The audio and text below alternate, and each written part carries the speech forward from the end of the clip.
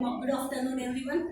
आज आपण येथे SMBTच्या डॉक्टर इथे आलेले आहेत आणि तुम्हाला सगळ्यांना आज न्यूट्रिशन आहार कसा घेतला पाहिजे, तुम्ही केव्हा उठलं पाहिजे, सकाळी आपण म्हणजे अगदी महत्त्वाचा पॉईंट सांगितला की सकाळी उठल्या रात्रभर आपण झोपलेलो असतो आणि सकाळी घाईमध्ये तयारी करून तसं शाळेमध्ये जातो. म्हणजे जो तुम्ही छोटासा नाश्ता केला पाहिजे तो किती गरजेचा आहे हे मॅडमने तुम्हाला सांगितलं.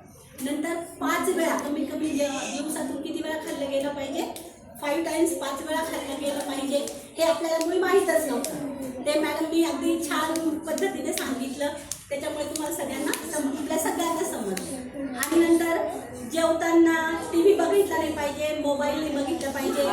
आता तुम्ही सगळं त्या पद्धतीनेच वागतात, बरोबर की नाही.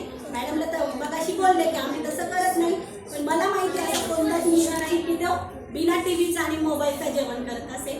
त्याच्यामुळं ही एक जागरूकता मॅडमने चांगल्या पद्धतीने तुम्हाला समजावून सांगितलं. आणि सगळ्यात महत्त्वाचं कोणत्या फ्रूट्समधून किंवा डाळींमधून काय विटामिन्स भेटतात, काय न्यूट्रिशन्स, ते सगळं अगदी छान पद्धतीने सांगितलं.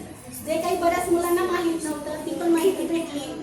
आणि आणखी एक की झोपताना प्रत्येकजण काय करतं, म्हणजे लहानच नाही तर मोठे सुद्धा झोपताना अगदी व्हॉट्सअप चेक करतात. म्हणजे नॅचरली तुमच्या ब्रेनला कशाची गरज आहे की 1 तास तुम्ही ब्रेक घेतला पाहिजे TV पासून, मोबाईल पासून, की जेणेकरून तुमची झोप छान होईल, दुसऱ्या दिवशी तुम्हाला फ्रेश वाटेल. म्हणजे ह्या ज्या काही छान छोट्या छोट्या गोष्टी होत्या ज्या टीचर्स असतील आम्ही सुद्धा जे कबूल करते, म्हणजे काय एक्झॅक्ट वर्ड नाही लक्षात येते, पण मग आम्ही ट्रुली सांगतो की आम्ही सगळे झोपताना व्हॉट्सअप बघतो. म्हणजे त्या गोष्टी अनुभव होत्या त्या आम्हाला माहीत झाल्या.